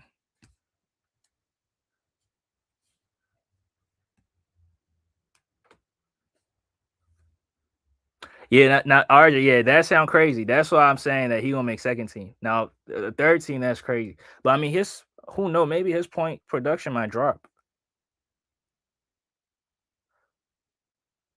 But yeah, 30. There's no way a 30 point per game guy makes it third team. But hold on now. I remember 2020,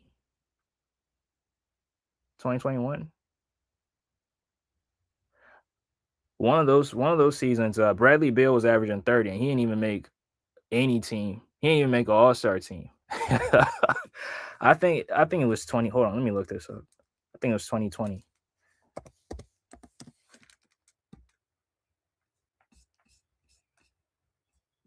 2019, 2020. Yeah, he averaged 30.5. And no All-Star team, no All-NBA team. That's crazy. But I mean, he was on a trash team. The Wizards was trash, so I don't know if that played into it. I think your team still got to win though. Yeah, but RJ, just like I said though, 2023, Dallas and OKC didn't make the playoffs, and Luca and SJ was first team. So now I mean they both teams made the play-in, but they missed the playoffs. I mean, I think sometimes it's just politics. Sometimes politics goes into it because both of them was averaging 30,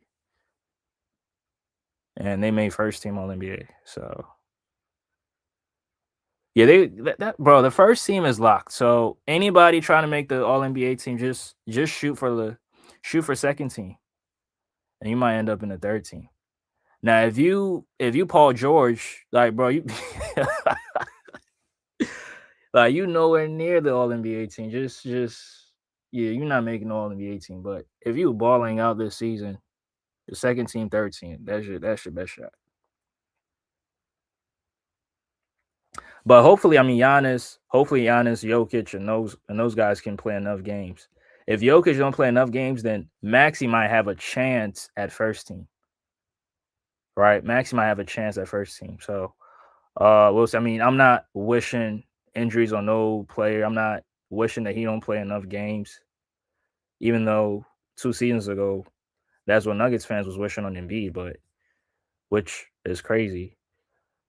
But yeah, hopefully those guys can play enough games. But the first team is just locked up.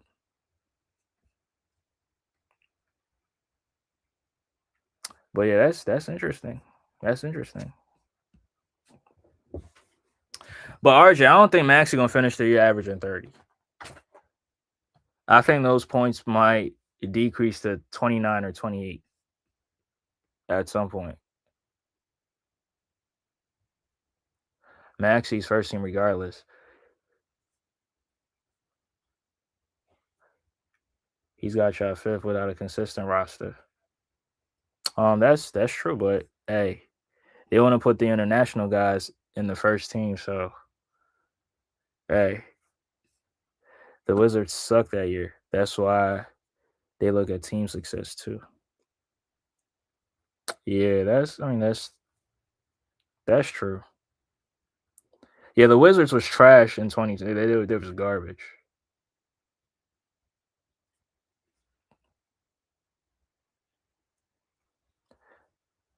Yeah, and I'm only saying that because I believe Embiid. I mean, if he continues to drop 30, 30, 30, yeah, it's gonna be tough. Because Embiid trying to get his scoring average up, right? Because Embiid all time NBA all time PPG, Embiid is top 5 or top 6 or maybe top 7. So he's trying to keep his scoring average up. So these guys they care about their numbers. I think if Nurse cut his minutes, he can.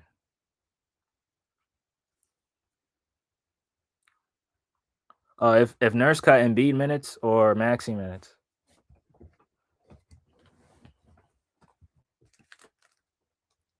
Yeah, Maxi averaging 2 steals and 1 block. Yep, at 6'2". At 6'2", that's insane.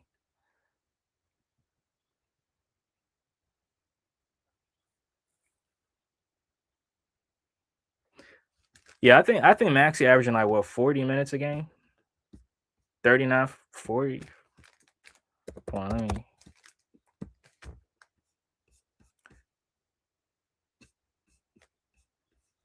Yeah, 39.5. Damn, that's a lot of minutes. It's a lot of minutes, and he taking 23 shots a game. Hey, go for it, bro. Go for it. If you can make the All NBA team, go for it. If you can make second team, go for it.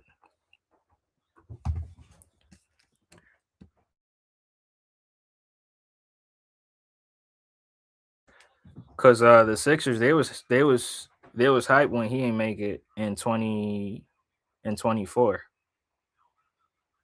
Right. They was happy he ain't make the All NBA team in 24 because it saved them $60 million.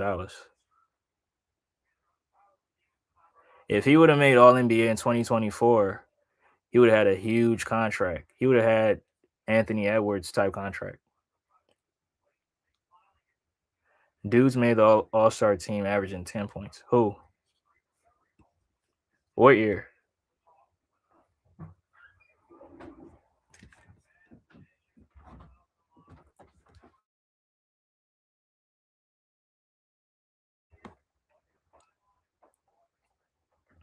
Maybe Ben Wallace. Maybe Ben Wallace, but that's a different era. I think Maxey I think Maxey still averaged 30, but it might be 30.2. Yeah, that's still 30. Yeah. I mean it's possible for sure. But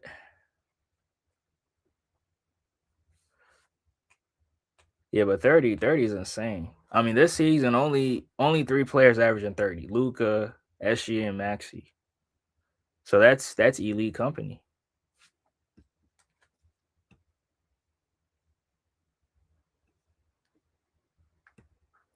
Just barely 30, but Maxey got to chill with bad shots. Yeah, I agree. I agree. Especially those shots in transition where he'll just stop at the 3 point line and jack up a three when he can just go to the basket. Those are just bad shots. Now sometimes he be knocking them down, but it's a bad shot regardless.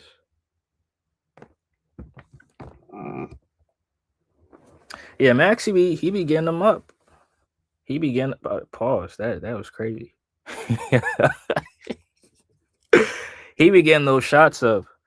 He be jacking up a lot of shots, but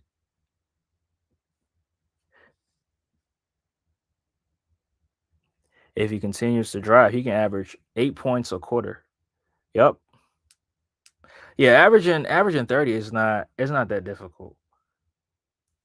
8 points a quarter, that's your 30.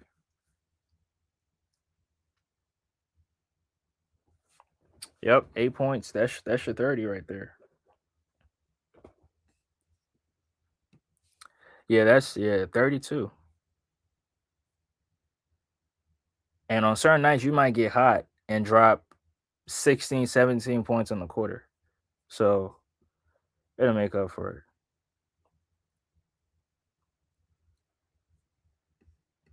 He said Draymond. Yeah, sometimes defense can get you in the All-Star game.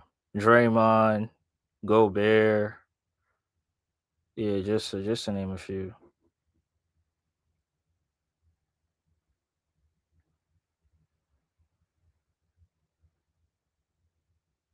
Yeah.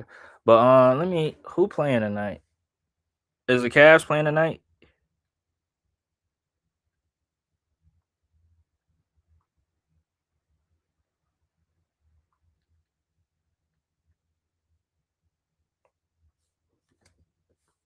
Damn. Houston Houston playing the Pistons tonight. Yeah, the Cavs, they play the Kings. Couple good games. Couple good games. It's the free throws. That's why he not averaging 32. Yeah, he don't got the whistle like Luca and SGA. So yeah, 6 free throws a game. And Shea averaging 9 free throws a game. And Luca is taking, I think, 11 free throws a game. Yep, 11.4.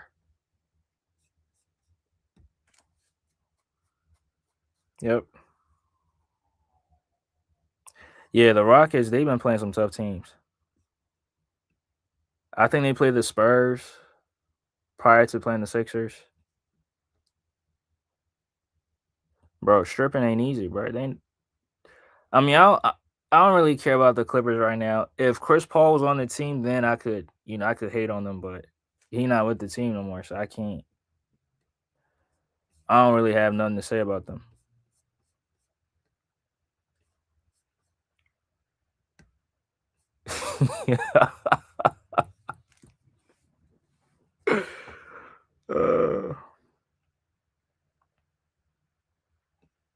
Bro, I have no issues with drawing fouls. If you can draw fouls and get to the free throw line, draw fouls and get to the free throw line. Defenders got to be disciplined. If you're jumping at everything, you're going for every fake, going for every shot fake, you're not a good defender. You're getting in the air too much. You got to be disciplined. I have no issues with it.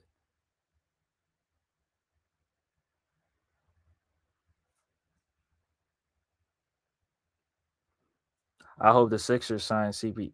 Bro, come on. Why would they sign CP3?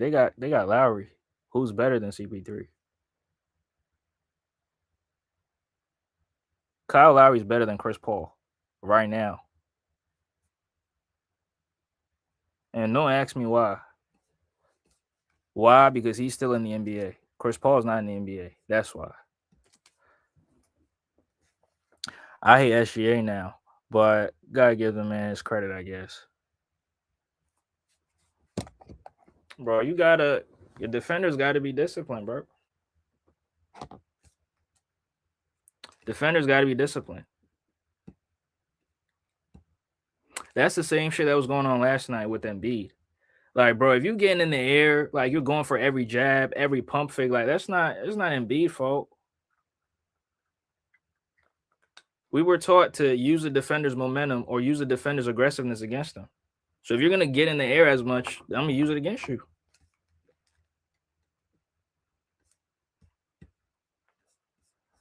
Bro, Kyle Lowry's still in the NBA. Where's Chris Paul? Crying to play for a team. Crying like a little baby.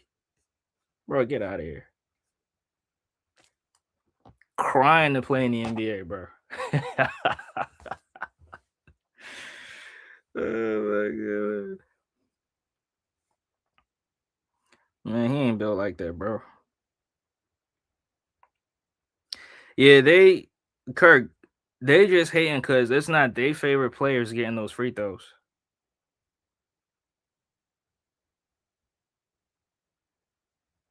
When he was getting to the free throw line in 2023. I ain't hear nobody complain about that. But now all of a sudden, because they're winning and they're successful, now it's an issue. Get out of here.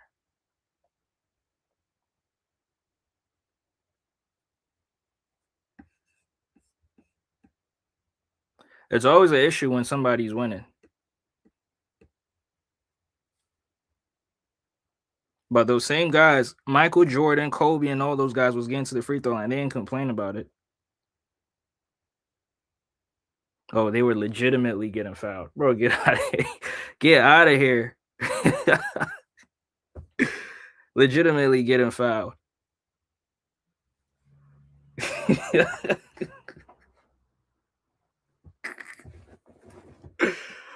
Oh man. Yeah, that's what I'm saying.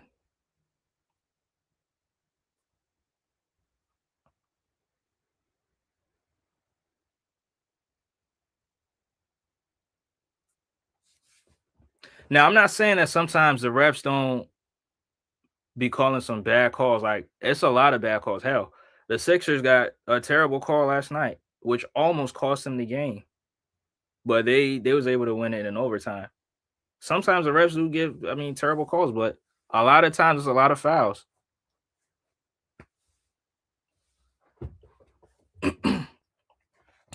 So we gotta keep it real, bro. We gotta keep it real. Your favorite player is not getting to the line because he's not skilled at drawing fouls. It is what it is. Drawing fouls is a skill. If you don't got it, you ain't got it.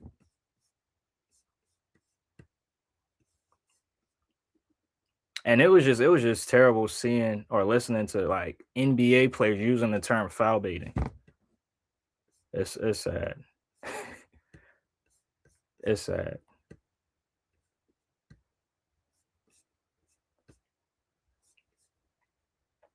But yeah, I think that's everything though. I think that's everything. Against the Knicks.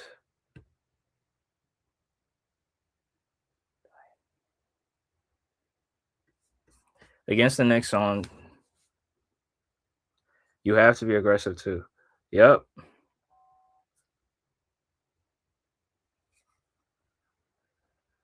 But I don't know why people don't talk about defenders not being disciplined. Like defenders leaving their feet every single time. Now I know certain players they've worked on their fakes, like their up fakes, their ball fakes and shit. And sometimes it looks real, but you still gotta be disciplined, bro. Still gotta be disciplined.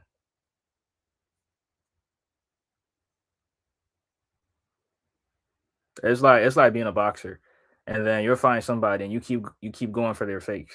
I mean, going for their feints. They don't come over the top every single time.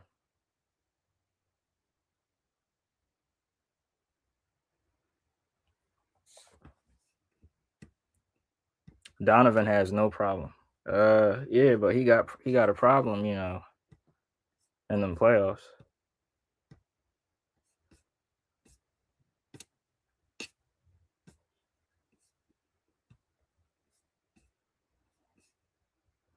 This year, the Cavs got to get to the conference finals. The Cavaliers got to get to the conference finals. If they don't,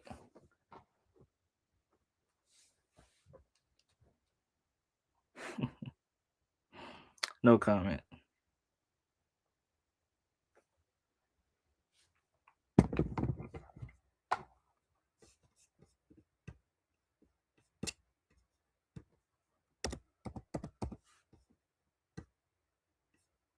I mean, I think when it comes to the foul thing, it's all about who you like, right? It's all about who you like. If it's a player you like, you're not gonna say anything about it. But when it's players you don't like that's getting those free throws, that's when you got an issue with it.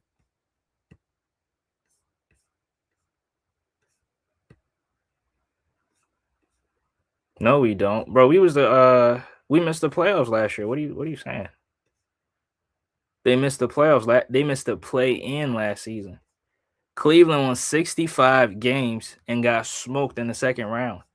So they got to get to the conference finals, not the Sixers.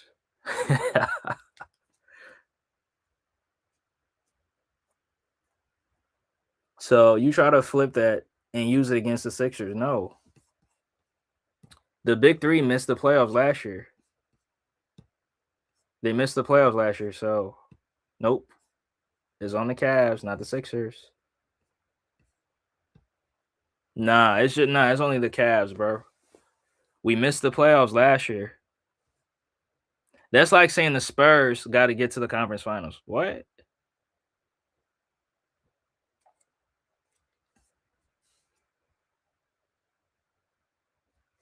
Bro, they missed the playoffs last season.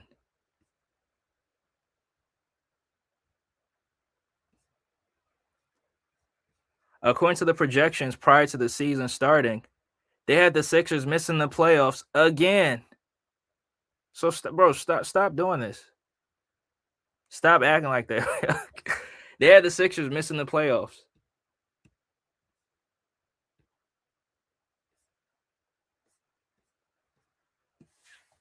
Yes, the Sixers got no expectations because they had us missing the playoffs this season. So yeah, we ain't doing that, bro. We not doing that.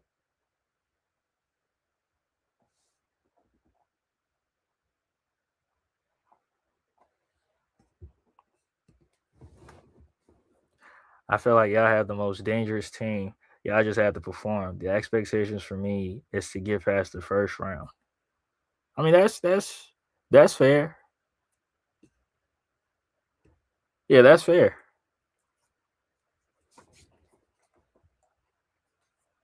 That's fair. The expectations for the OKC Thunder is to win the chip. Go back to back, I guess. But the Sixers, nah. So if Embiid get bounced out the second round again, nobody gonna say. I mean, they gonna say what they gonna say regardless. But we were projected to miss the playoffs. Why are you skipping past that? Mm?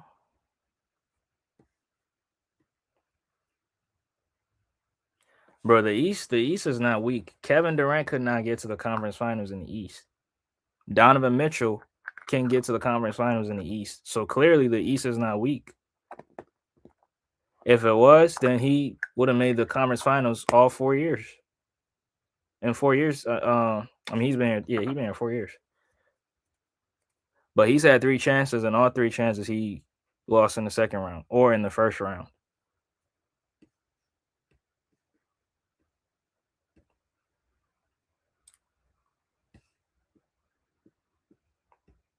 Embiid is not even exactly.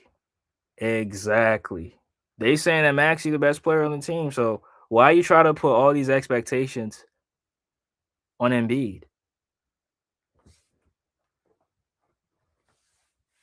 So if the Sixers lose, Maxey gets no accountability, but you trying to put blame on Embiid? Come on. Oh man. Yeah, Tune in Sports don't like Embiid, so I get it. Tune in Sports don't like Embiid, so I get it. It's nasty work, bro.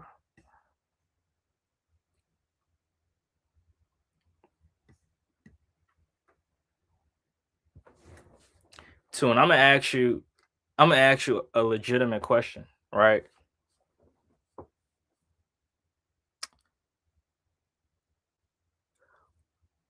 Ideally, what's the expectations for any team that missed the playoffs the year before? Is the expectations not to get to the playoffs? That's the expectations. Not no championship, bro. Not no conference finals, bro. Now, if you make the conference finals, cool. You exceeded expectations. You overachieved that season. Like the Lakers in 2023, I think they overachieved because nobody had them go into the conference finals. Like the Dallas Mavericks in 2024, they overachieved. Nobody had them go into the finals because the year before they missed the playoffs. So using that same line of logic and applying it to the Sixers, the expectations for the Sixers is to make the playoffs. Now, if they get to the conference finals or in the NBA finals, they overachieved.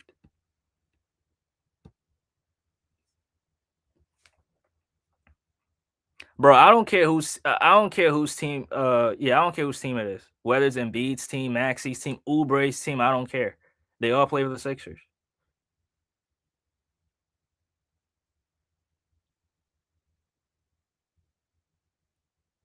If the Cavs miss the playoffs with LeBron, the expectations will be championship or nothing still. If you have the roster. Do the Sixers have the roster? Bro, you was just calling hold on. You was just calling Bona a scrub. So the Sixers have nothing but scrubs on the team. So why do you have why you got all these expectations on the Sixers? Bro, we ain't nothing, bro. We garbage. We trash. We bums. So how you expect a bum team to go to the conference finals or the finals? You gotta be realistic. Y'all not the Nets or Hawks. I don't want to hear that bullshit. I'm just being reasonable. Any team that missed the playoffs the next season, the expectation is to make the playoffs. Simple as that.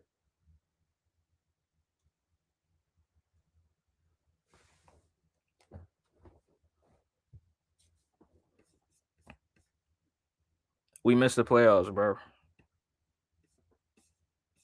Hold on, we didn't even miss just the playoffs. We missed the play-in tournament, bro.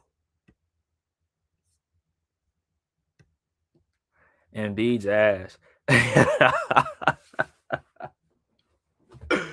Hey man, you're only as good as your last game, and he had a 30-point triple double in his last game. So, yeah, that's the only thing I can go off of. Triple double.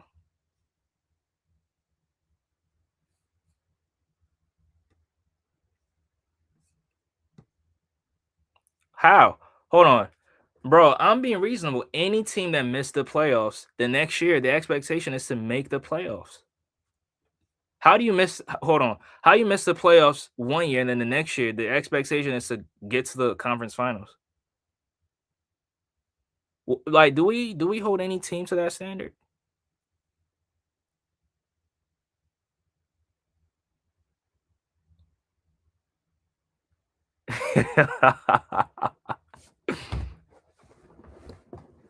Because of injuries, not because y'all suck. You trying to smooth talk. Nah, it's just reality, bro. I'm just being real. But yeah, I gotta excuse me. Yeah, that's all I got. Salute to my guy B Pump, bro. Salute to B Pump.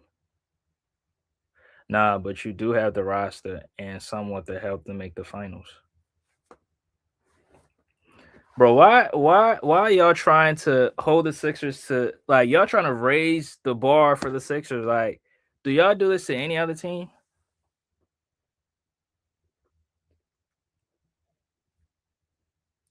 Tuna Sports, that's your question. He says, what the F have the Cavs done that y'all doing all this talking? I mean the Cavs, they only won 65 games. As far as winning, they only got to the second round, just like the Sixers. So not too much winning. I'm gonna say this: none of these dudes trust Embiid. Nah, it's not that we don't trust Embiid, but the expectations got to be real, right? It got to be realistic.